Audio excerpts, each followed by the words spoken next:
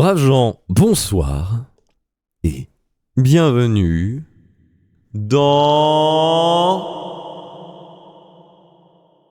Je vous laisse l'écrire. Après au montage, je ferai genre que vous l'avez dit tout de suite et tout. Spammé, évidemment. Allez. Venez, on fait genre. Dans... Erotic existe. Allez, un peu plus que ça, c'est pour YouTube, les gens, là.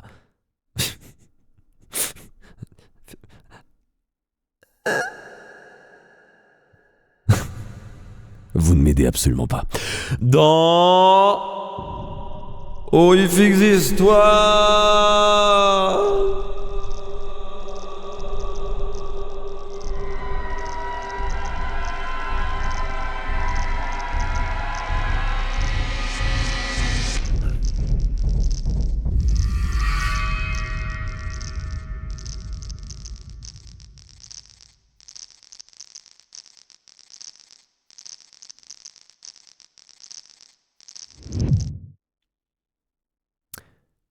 Et ce soir, dans Horrifiques histoires...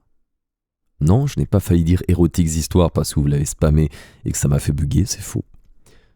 Ce soir, dans Horrifiques histoires, je vais vous lire Le lac tombé du ciel, une nouvelle de Lucien Vuille. Braves gens, bonne écoute.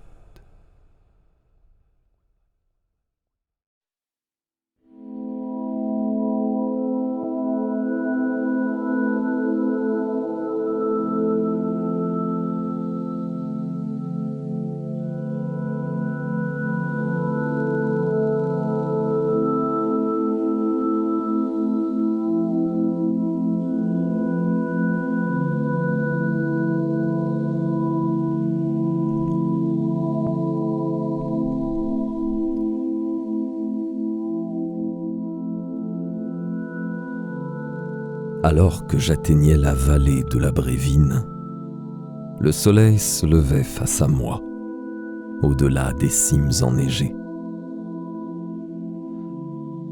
Je voyais donc se dessiner, à travers le pare-brise embrumé du car, les paysages sombres de ce hameau éloigné de tout. Disséminés à des kilomètres les unes des autres, des fermes séculaires aux toits obtus se dressaient maladroitement le long de l'unique route de la vallée. Elle la traversait de bout en bout, traçant une cicatrice sombre dans la blancheur immaculée.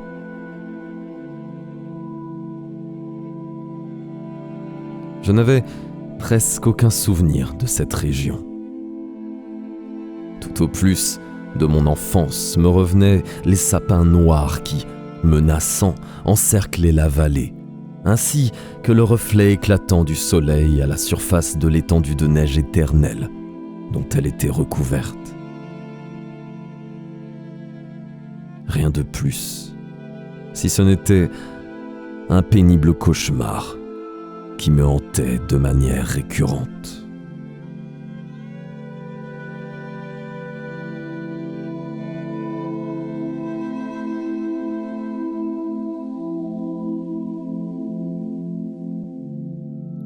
Jamais je n'étais revenu dans le pays loin perdu de mon enfance.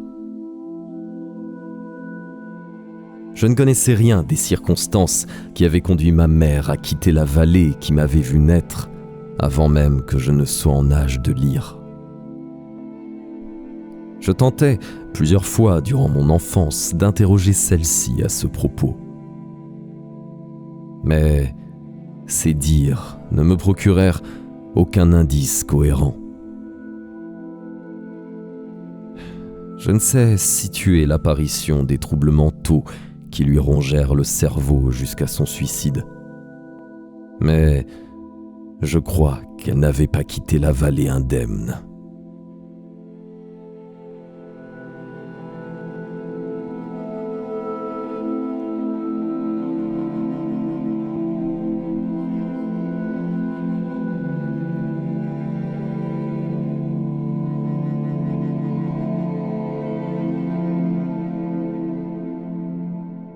Si ce n'était la missive désespérée reçue de ma tante, adressée à l'hôpital dans lequel j'exerçais, jamais je n'aurais remis les pieds dans cette vallée.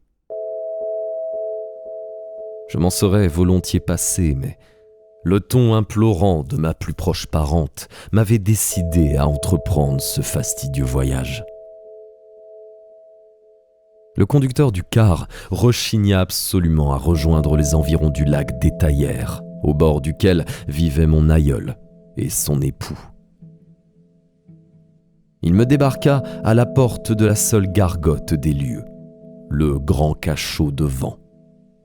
En guise d'enseigne, 2 corbeaux noirs se balançaient à de frêles poteaux.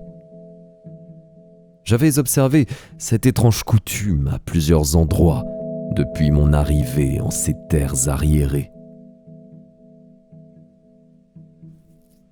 Une grande pièce, aux poutres vétustes, faiblement chauffée par un poêle central, faisait office de restaurant, de relais de la poste et d'hôtel.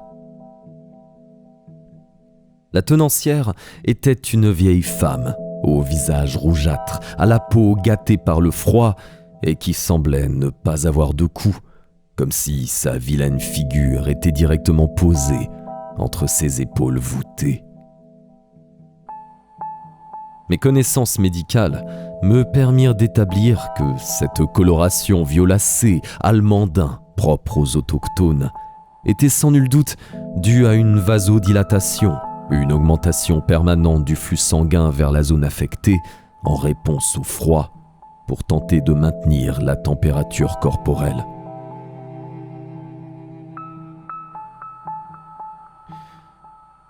De la soupe de corneille, infâme brouet verdâtre et du pain de fougère de la même couleur me furent offerts en échange de ma conversation.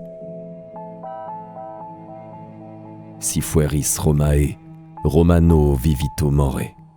Aussi, je me remplis le ventre de ces mets locaux. La tavernière me fit la discussion, me pressant de nombreuses interrogations.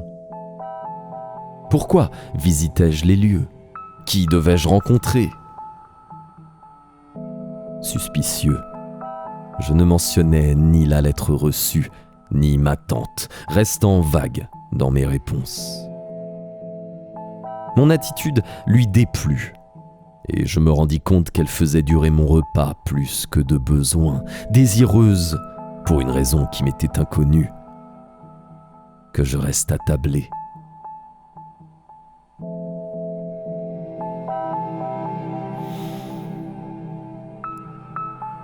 Fatigué de sa compagnie, j'annonçai mon intention de quitter les lieux, prêt à parcourir à pied les derniers kilomètres qui me séparaient du domicile de ma tante.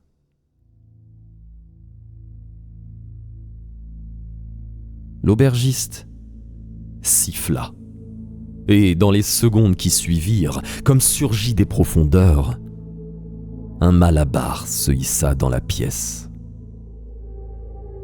Cet imposant homme sortit d'une cave dont je n'avais pas remarqué la trappe, à même le sol de pierre. Lorsqu'il fut dressé de toute sa taille, je constatai que l'énergumène me dépassait largement en taille et en gabarit. Le visage grisâtre, anémique, les cernes presque noires, il affichait en outre un air abruti et une bouche édentée, béante. La vieille femme lui souffla quelques mots et l'homme prit place devant la porte, condamnant toute possibilité de départ.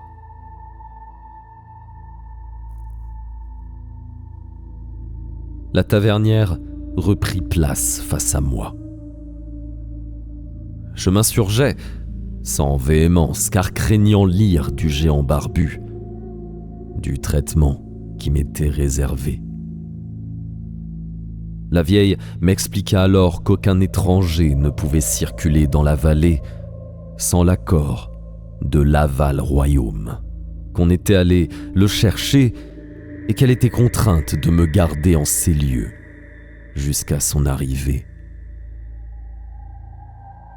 Je constatais, à l'agitation de ses yeux globuleux, qu'elle était en proie à un sincère effroi à l'idée que je m'en aille sans l'accord de la Val-Royaume. Aussi, je la rassurai et attendis patiemment. Quelle que fût l'injustice de la situation, je comprenais sans peine que je ne le subissais pas de l'initiative de cette vieille personne.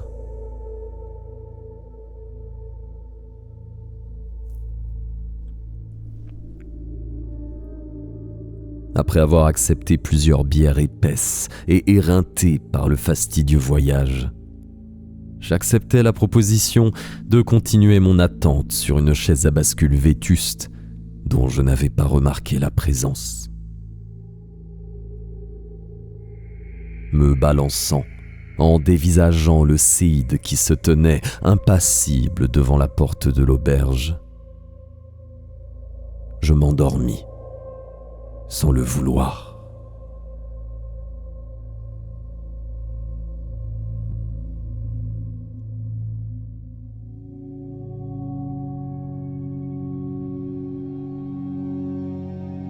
Durant ce pénible sommeil, le songe qui me hantait depuis des décennies vint me torturer. Je volais quelques centimètres au-dessus d'une étendue d'eau noire d'encre.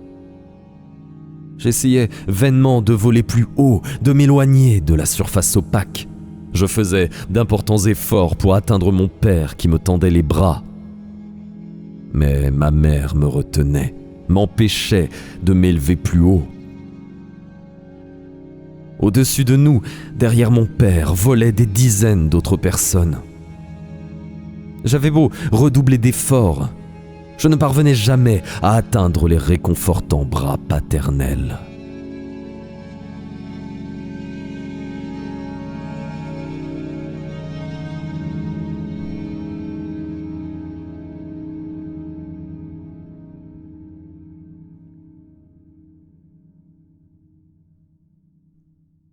La lourde porte de l'auberge claqua et m'extirpa de ce cauchemar.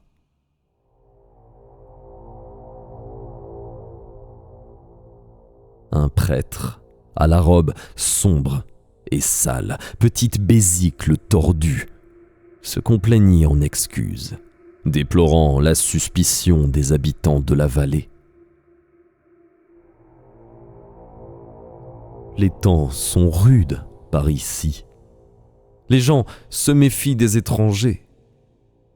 Mes ouailles cherchent seulement maladroitement à protéger les habitants de la vallée. Ce sont de bons chrétiens, croyez-moi. Il y a eu des antécédents. Ne les jugez pas trop durement. Je souhaite seulement rendre visite à quelqu'un. Ensuite, je quitterai les lieux. Restez aussi longtemps que vous le voudrez. Tout malentendu est dissipé. Je vous prie encore une fois de nous excuser.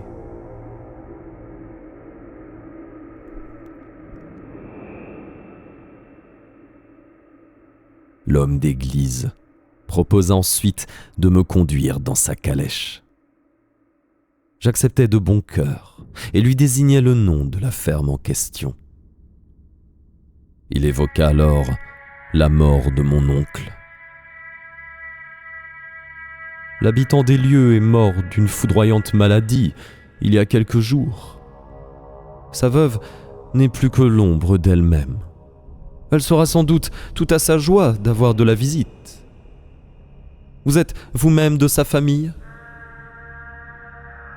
J'occultais la vérité, mes origines locales, et préférais rester vague. J'avais, je le répète, bien peu de souvenirs de mon enfance en ces lieux. Je croyais savoir que ma mère m'avait emmené en pleine nuit, loin d'ici. Avant de perdre définitivement la tête, la pauvre femme n'avait jamais évoqué la Brévine.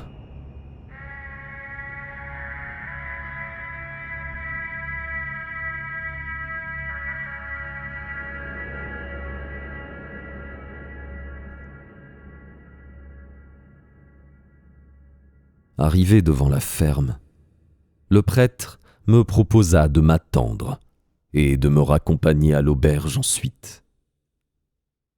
J'aurais imaginé qu'il me propose de me suivre dans la ferme, mais celui qui était surnommé l'Aval Royaume ne me fit pas la moindre demande en ce sens.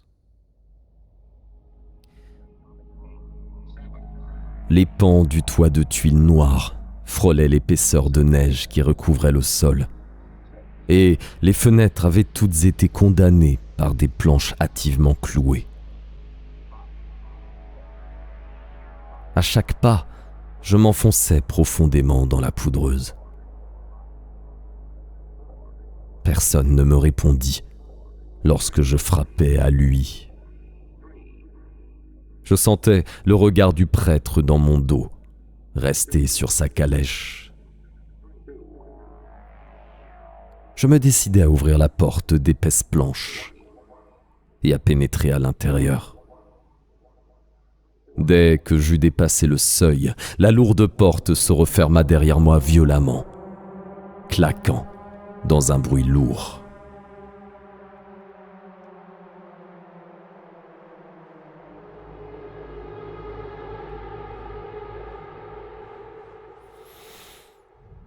Plongée dans les ténèbres, étouffante par son odeur immonde, la ferme me donna l'impression d'être un gouffre dans lequel je plongeais. Je traversais lentement, à tâtons, un long couloir oppressant, au fond duquel s'ouvrait une petite pièce. Distinguant un quelconque mouvement à cet endroit, je m'y dirigeais. Il s'agissait d'une cuisine, vétuste et dépouillée. Tiroirs tirés, portes de quelques armoires mi-ouvertes. Le désordre régnait. Je trouvais ma tante assise dos à un poêle éteint, sur une vilaine chaise, plongée dans la pénombre. L'obscurité était telle à l'intérieur de l'habitation séculaire que je ne distinguais presque que sa silhouette voûtée. La pauvre femme était quasiment immobile, si ce n'était un incessant mouvement de va-et-vient de la main gauche au creux du coude opposé. La malheureuse se grattait compulsivement. Ma tante ne manifesta aucune réaction à mon arrivée. Je pris place sur une chaise poussiéreuse à ses côtés et l'appelai doucement par son prénom. Et là, mon aïeul tourna lentement son visage dans ma direction.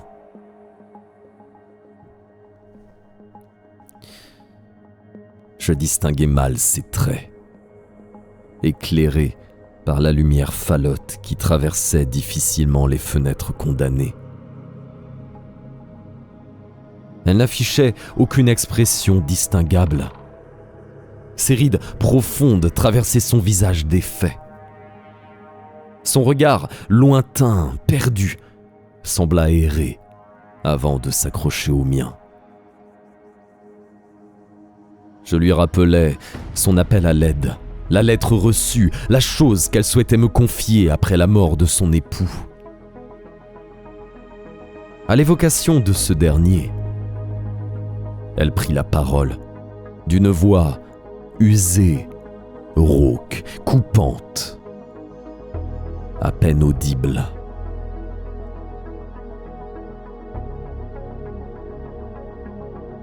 L'a crevé, à qui j'ai, l'a touché.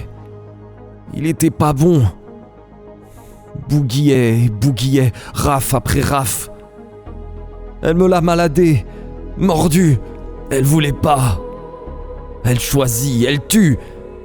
Y avait tignon de bon sur tout son corps. Des rajoutures. Là, elle déplia le bras, dévoilant la main qu'elle gardait au creux de son coude, en un geste pénible. Elle tendit alors vers moi. Un moignon immonde, un fruit pourri, une chose visqueuse sur laquelle s'agitaient des appendices griffus.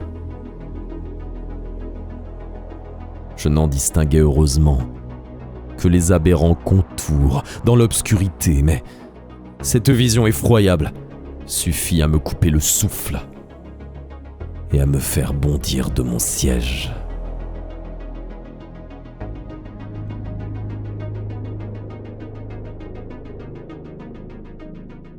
Cette femme se leva à son tour, maladroite, trébuchant à chaque pas.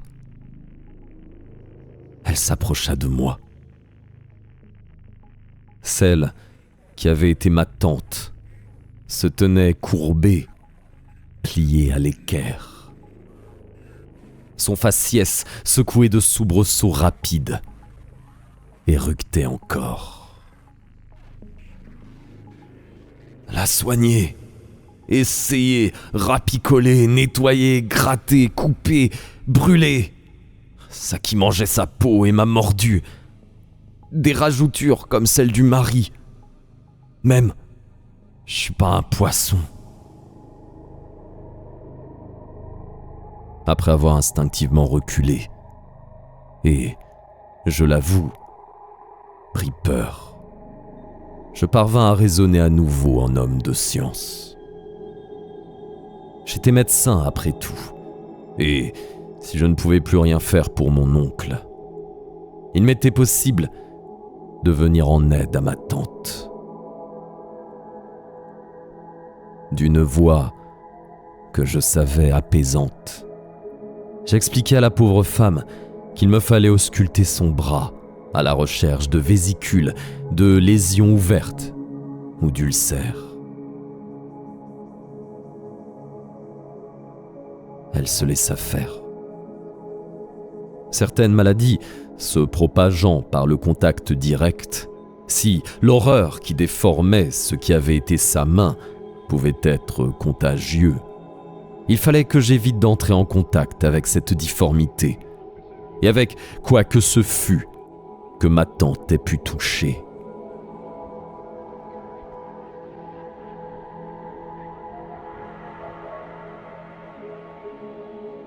On m'a ouisté, mais que j'ai pas dit. Au baillot, qu'elle me morde personne. Au baillot.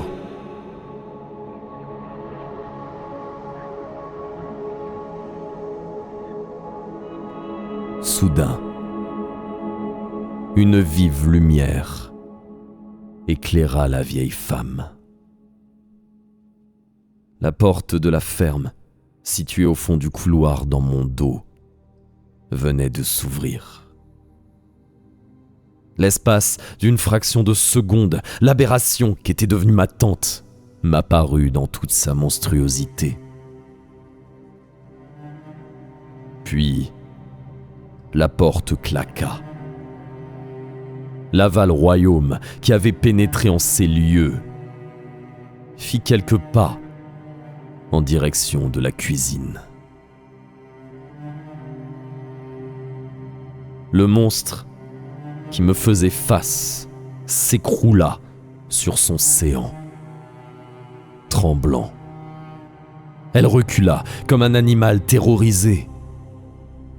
Je la laissai se terrer dans un coin d'obscurité.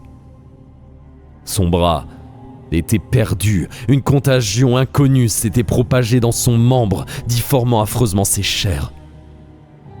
Il me faudrait l'ausculter dans un endroit adéquat. Je me promis de la faire chercher aussi vite que possible.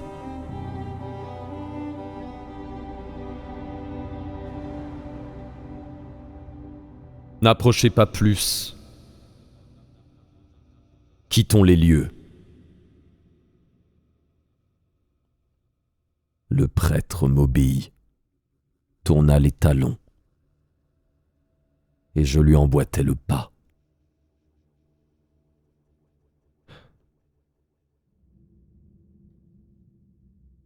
La vive lumière du soleil réfléchie sur la surface de la neige immaculée, m'éblouit à ma sortie de cet antre lugubre. J'allongeai ma foulée pour rattraper le prêtre. Je m'étais laissé faire. J'avais accepté l'attente forcée qu'on m'avait imposée à l'auberge. Mais je refusais qu'on maltraite une vieille femme, ma tante, de surcroît. Vous avez compris pourquoi cette lettre... Je ne lui laissais pas terminer sa phrase. Mes derniers soupçons étaient dissipés. Je saisis le poignet droit de Laval Royaume par derrière, le tirai à moi, et quand il se retourna, sans hésiter, je lui envoyai mon poing en plein menton. Il s'écroula sur le dos, ses besicles projetés en arrière. Une traînée de sang avait giclé de sa bouche, et les gouttes écarlates s'enfonçaient déjà dans l'épaisseur de la neige. Qu'est-ce que j'étais censé trouver chez elle, mon père ? Laval Royaume secoua la tête pour reprendre ses esprits. Il se releva en position assise, s'essuya le menton du coude et pointa sur moi des yeux noirs. Son expression était devenue froide, terne, calculée. Disparut le visage rassurant de l'homme d'église. Le prêtre se montrait sous son vrai jour. Vous n'étiez pas obligé de me frapper pour le demander. Je le sais bien. Le coup, c'était pouvoir séquestrer cette femme. Il se releva sans peine. J'étais aux aguets, prêt à me défendre s'il était décidé à en venir à son tour aux mains. Mais le prêtre ne fit aucun geste dans ce sens. Séquestrer, est-ce le bon mot ? Vous ne m'avez pas répondu. Vous comptez sur moi pour qu'elle révèle l'emplacement de quelque chose. De quoi s'agit-il ? Qu'est-ce qui vous a mis la puce à l'oreille ? Art. L'intonation que le prêtre utilisa pour prononcer mon nom de famille me sembla particulière. Il répondait une deuxième fois à ma question par une interrogation, mais je savais qu'il finirait par me dire ce que je souhaitais apprendre.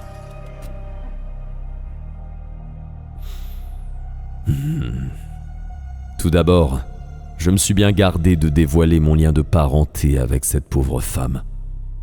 Il était donc clair que vous en saviez plus sur moi et sur elle que vous le laissiez supposer. Ensuite, je ne vous ai fait aucune allusion à la lettre reçue qui me pressait de lui rendre visite pour qu'elle me remette quelque chose de précieux. Enfin, les armoires, les tiroirs ouvertes, le désordre. Quelqu'un a fouillé cette ferme de fond en comble. Vous cherchez quelque chose que vous n'avez pas trouvé. Donc, vous avez écrit vous-même la lettre que j'ai reçue. Ma tante serait incapable de tenir un crayon vu l'état de sa main droite. Vous m'avez envoyé cette lettre, avez maintenu ma tante chez elle, guetté ma venue, en espérant que je rencontre ma tante et qu'elle me parle. Dites-moi, maintenant, ce que vous souhaitez lui voler.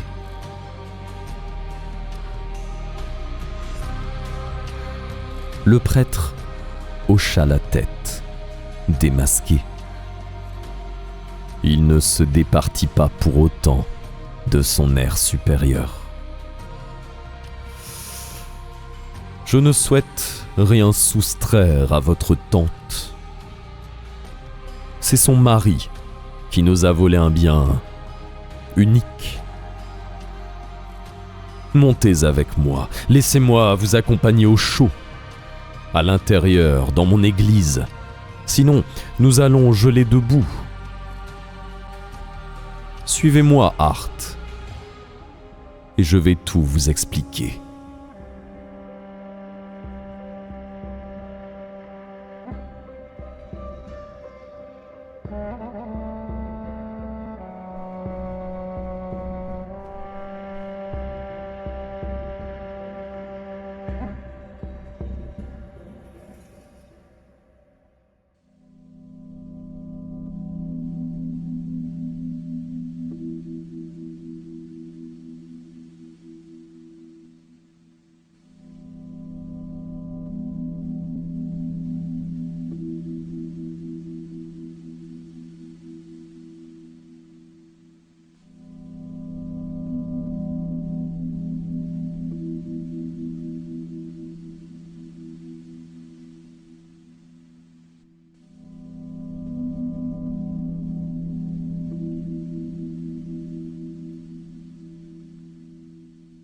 J'acceptai l'invitation du prêtre et grimpai à sa suite dans son véhicule.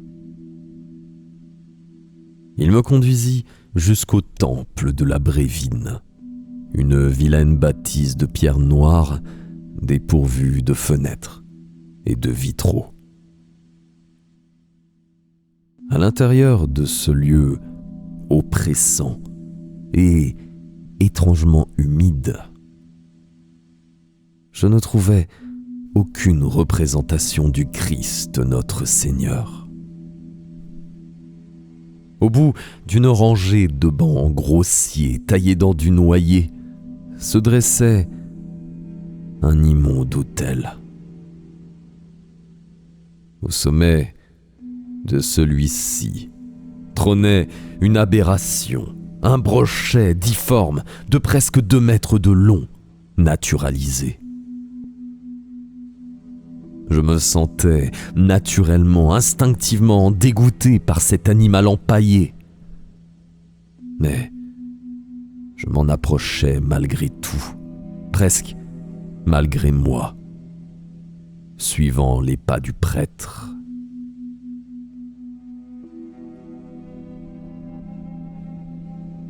Alors que je m'avançais, je me rendais compte de certains détails de l'anatomie de ce poisson grotesque. Sur les flancs arrière de l'animal surgissaient des membres ridicules, atrophiés, semblables à des esquisses de pattes. J'avançais encore, malgré ma répulsion.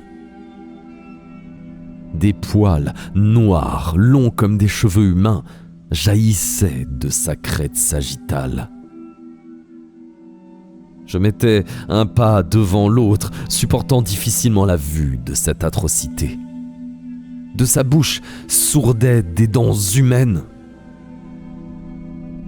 Là, je flanchais.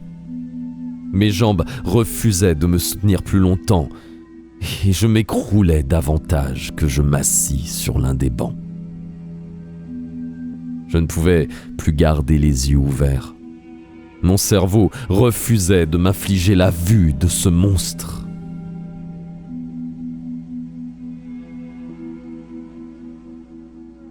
Le prêtre s'était ravi de ce spectacle. Il m'avait observé tandis que je traversais la nef, savourant mon dégoût. Aider notre communauté à retrouver ce qui nous a été volé, Monsieur Hart. Dites-moi tout, que je puisse quitter cette vallée maudite. Vous connaissez notre lac, bien sûr. Je suis certain qu'il vous en reste quelques souvenirs remontant à votre enfance, lorsque vous habitiez la Brévine. Une sombre gouille gelé la plupart de l'année. Vous en parlez de manière bien négative, alors qu'il s'agit de notre miracle. Un miracle, cette fosse à purin. La chasse est difficile dans les forêts avoisinantes, les cultures presque impossibles à cause du climat. Le lac nous nourrit, été comme hiver, abondamment. C'est un lac d'eau noire et épaisse, croupissante sur une gigantesque tourbière. Rien ne peut y vivre, l'eau stagne. Je vous l'accorde, il n'y a aucune source. Je vous le dis, c'est notre miracle. En priant suffisamment, en contenant le lac, il nous offre nourriture à foison. Du poisson dans cette flaque. Et depuis quand ? Depuis des siècles, Art. Depuis sa création. Jusqu'au XIVe siècle, la vallée était désertique et enneigée. D'humbles bûcherons et charbonniers y survivaient. Et puis, une nuit, bénie entre toutes, un craquement, comme personne n'en avait jamais entendu sur cette terre, retentit et réveilla tous les affamés qui peuplaient la Brévine. À leur réveil, ils trouvèrent un lac qui était apparu durant la nuit. Une bénédiction, un don des dieux. Un don de Dieu, vous voulez dire.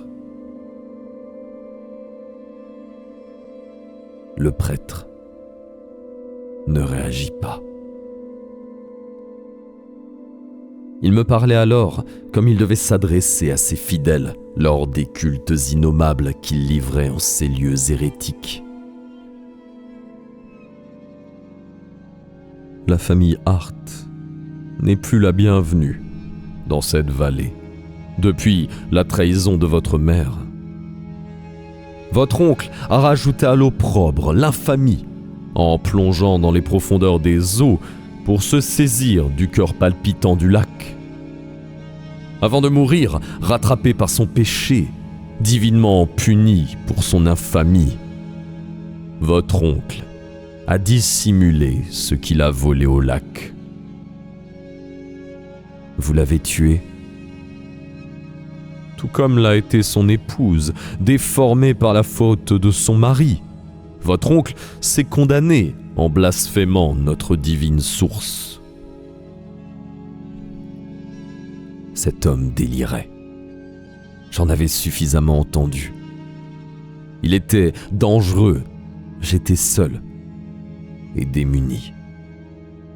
Il avait sans doute entraîné ses fidèles dans sa folie. Je m'en rendais parfaitement compte. Je ne pouvais lutter contre tout un village. Je tournai le dos au prêtre et en quittant les lieux, je lui appris ce qu'il tenait tant à savoir. Ce que vous cherchez, quoi que ce soit, se trouve au Metz Bayou. Mon interlocuteur ne s'attendait absolument pas à ce que j'abrège son prêche. Pardon ? Qu'est-ce que vous dites ? Je me souviens des 3 collines qui surplombent la vallée, chacune appartenant à une famille différente. Le Metz Lidor, le Metz Rocha et le Metz Bayou. C'est là qu'il est enterré. Attendez, d'où est-ce que vous tenez cette information ? Ma tante me l'a dit. J'allais quitter cet endroit malsain lorsqu'il m'interpella encore une fois. N'avez-vous pas un rêve récurrent, monsieur Hart ? Un rêve qui mêle votre père, notre lac sacré et notre communauté. Un rêve dans lequel... Je ne voulais pas en entendre plus. Je ne voulais pas entendre cet illuminé hérétique raconter le cauchemar qui me hantait depuis des décennies et dont je n'avais jamais confié la trame à qui que ce soit. Je ne souhaitais qu'une seule chose: m'enfuir le plus loin possible de cet endroit, quitter cette vallée à jamais, avant de perdre la raison.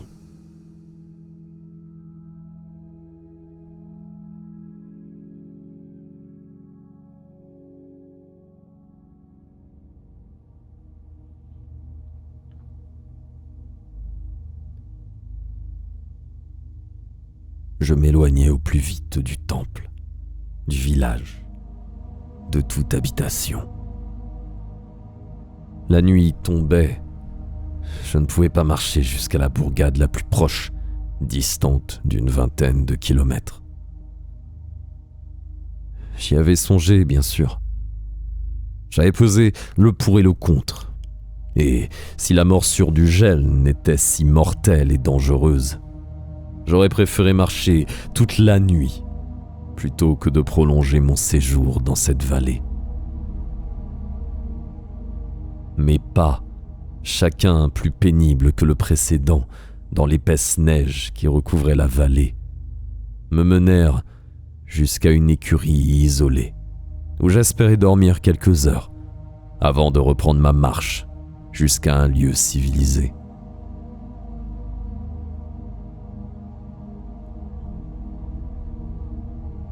Entre quelques chèvres faméliques dont je profitais de la chaleur, je m'endormis.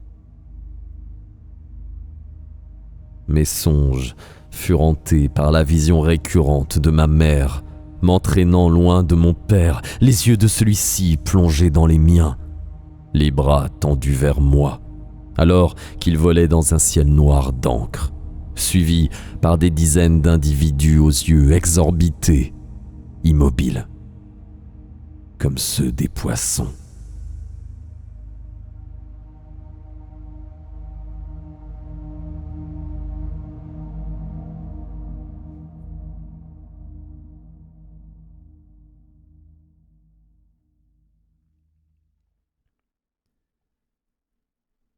Trois individus, tenues épaisses et longues barbes, vêtus de manteaux si longs qu'ils traînaient au sol, me tirèrent de mes cauchemars. Ils se saisirent de moi sans ménagement. L'un d'entre eux m'emporta sur son cheval. Sans un mot, ni de leur part ni de la mienne, nous chevauchâmes à travers la vallée, longeant sur des centaines de mètres le lac. Je pensais ma dernière heure arrivée. Un ciel sans lune ni étoile recouvrait d'un couvercle noir la vallée de mon enfance. Il n'existait plus aucune couleur. Le monde n'était peint qu'en noir et blanc. Je constatais un rassemblement au bord du lac, en son milieu. Des dizaines de torches ou de lanternes dansaient dans la pénombre.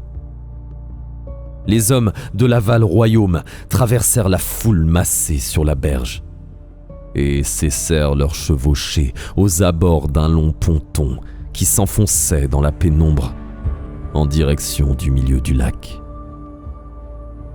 Des nombreux habitants, peut-être tous les habitants de la Brévine, se tenaient face à ces eaux croupies, tenant à la main des lumières vacillantes. Tout était empli d'un infini désarroi. Les noires charpentes du village au loin, le lac inerte, le rassemblement des indigènes.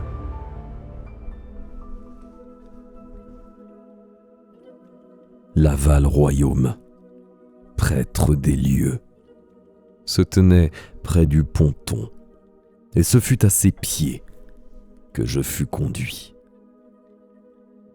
Il tenait quelque chose dans sa main droite, enveloppé dans un épais tissu brodé.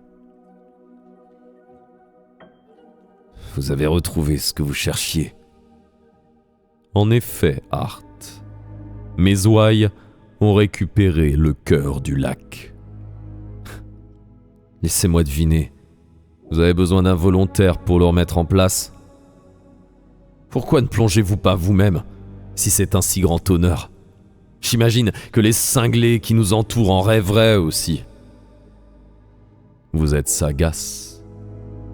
Mais ne rejoignent les profondeurs que ceux qu'elles choisissent. Votre père l'a été avant vous. Vous-même l'avez été alors que vous n'étiez qu'un enfant. Si votre mère n'avait trahi notre foi, vous régneriez déjà dans les profondeurs, comme tant d'autres élus avant vous. Et vous sélectionnez vous-même les heureux élus, n'est-ce pas? Qui sont sacrifiés à votre culte païen sordide. Je ne fais qu'appliquer leur volonté. Votre oncle a été appelé. C'était une surprise après l'affront de votre mère. Mais que son nom soit maudit. Il a refait surface. Personne ne refait jamais surface. Et il avait emporté avec lui ce qui devait rester à jamais dans les profondeurs. Ce qui était tombé du ciel pour notre grâce. À ces mots, Laval Royaume ôta délicatement, respectueusement le tissu qui dissimulait ce qu'il tenait en main.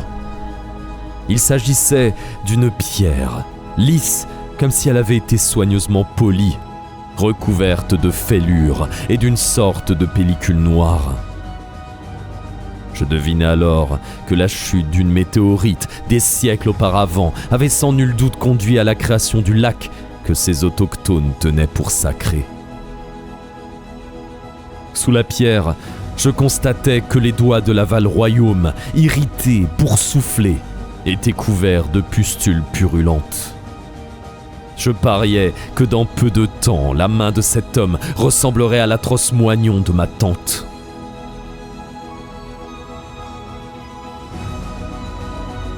C'est alors que les premières bribes de ma volonté commencèrent leur déliquescence. À ma grande surprise, j'observai ma main s'élever en direction de cette pierre. Je ne contrôlais pas ce geste, lent, précis. Contre toutes mes convictions, abhorrant ce geste, je me saisis alors, à mon tour, de l'atroce pierre. Lorsqu'elle reposa entre mes doigts, je sentis à mon plus grand effroi qu'elle pulsait régulièrement, comme si un sang maudit circulait en elle. J'avais accepté de porter le cœur du lac, mu par une force infinie, un désir exogène, plus puissant que ma volonté.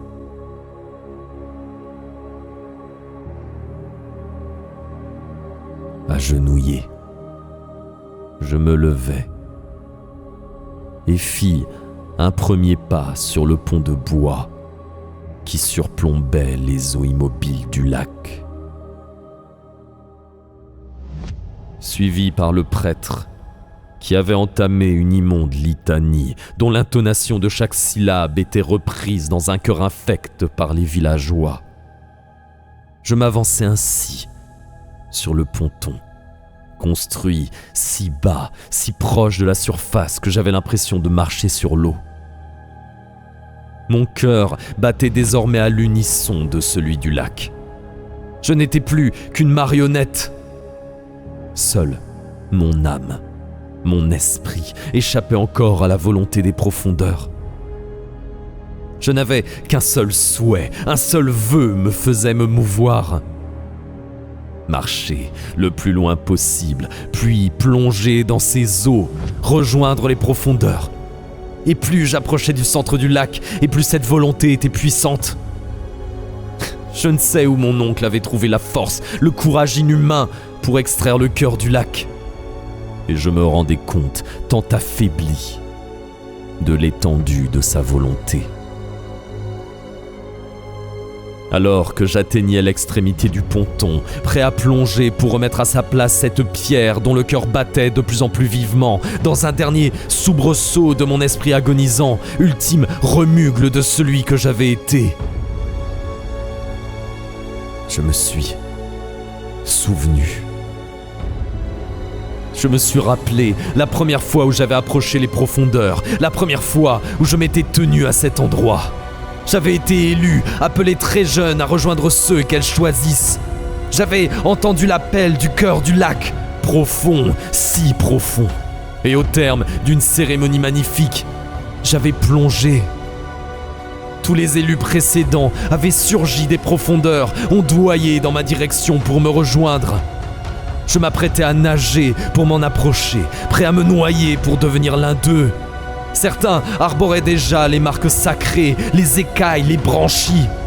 Devant tous les élus, premier d'entre tous à m'accueillir, mon père m'avait tendu les bras. Ses yeux jaunes, fixés aux miens, ses doigts palmés, prêts à m'atteindre. Mais ma mère m'avait sorti de l'eau. Elle m'avait extrait du lac et s'était enfuie. Ce soir, cette traîtresse ne sera pas là pour m'empêcher de rejoindre les miens.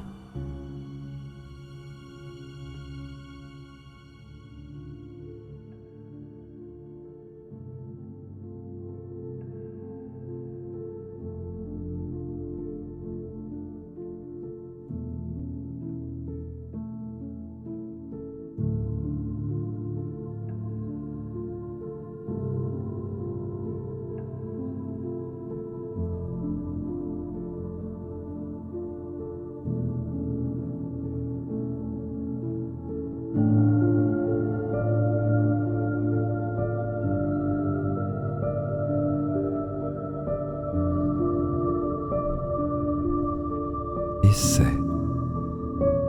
une fin d'histoire.